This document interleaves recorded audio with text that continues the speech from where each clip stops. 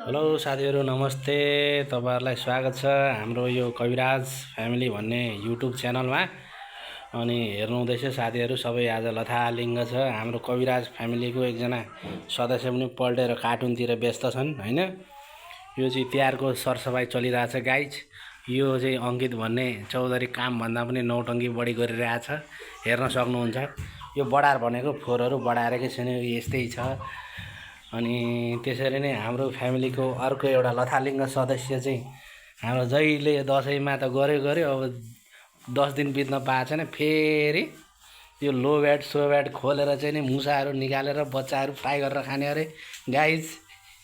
मुसा साह्रै मन पराउने प्राणी हुनुहुँदो रहेछ एकजना। अर्को चाहिँ अब यो भ्लगमा देखाउनलाई भए पनि नाच्दै भए पनि सरसफाइ गर्दैछ। अनुहार देखा यता, तेरो दर्शकहरूले मागिरहेछ तेरो अनुहार।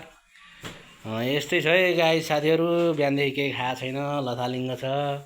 भुटेको चामल चाहिँ खाएको हो होइन, एक बटुका, तर त्यतिले मेरो पेटमा केही भएन।